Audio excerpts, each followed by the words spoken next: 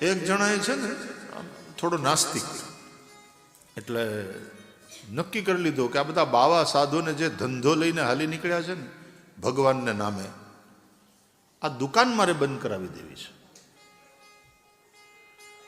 એટલે એક એક સાધુની પાસે ગયો, ત્યાં જઈને બેઠો. ભગવાન છે તો હા છે ને. ક્યાં છે તો તારે શું કામ છે? મારે મળવું છે. તો મેળવી આપો.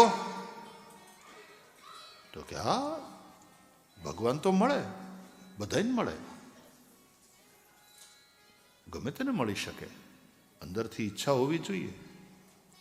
મને મળશે તો કે હા મળે ને, મળે. તો મળવું છે મારે, મેળવીએ મેળવીએ.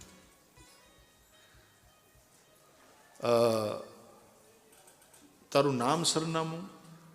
તો હું એ પ્રમાણે ભગવાનને વાત કરું કે આ ભાઈ મળવા આવ્યા છે. આને એમ થયું મારા વાલા કેવા નાટક કરે છે, જુઓ તો ખરા. એવી રીતના બોલે છે કે જાણે અંદરના રૂમમાં હોય ભગવાન, અને આપણને હમણાં એ સેક્રેટરી થઈને જાણે એના બોસને મેળવવાના હોય એવી રીતે વાતો કરે. એટલે એણે પોતાનું કાર્ડ આપ્યું, વિઝિટિંગ કાર્ડ. લ્યો, આ મારો પરિચય.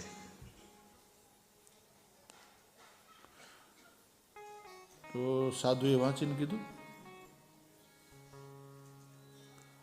આ તો તારી ઓફિસનું સરનામું છે. તારું સરનામું? એ કે ઓફિસનું નહીં, તારું સરનામું માગ્યું મેં, તારો પરિચય માગ્યો. અરે કે પણ હું, મારું નામ નારાયણ. એ તારું નામ છે, એ તું નથી. એ તો તારું નામ, તું કોણ? અને તારું સરનામું? એટલે એણે બીજું કાર્ડ આપ્યું, લ્યો વિઝિટિંગ કાર્ડ આપ્યું. સાધુએ વાંચીને, આ તો રેસિડેન્શિયલ એડ્રેસ છે,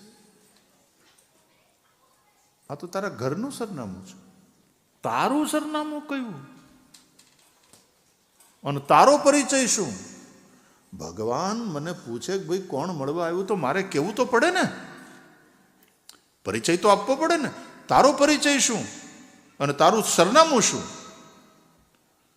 લોલો કે તમને આપ્યું તો નહીં, એક ઓફિસનું સરનામું છે, એક રેસિડેન્સનું સરનામું છે.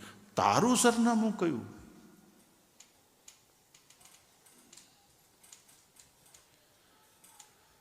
જે દિવસે તને તારું સરનામું મળશે અને જે દિવસે તને તારો પરિચય મળશે, ત્યારે તને મારી જરૂર નહીં પડે, સીધો ભગવાનનો ભેટો થશે.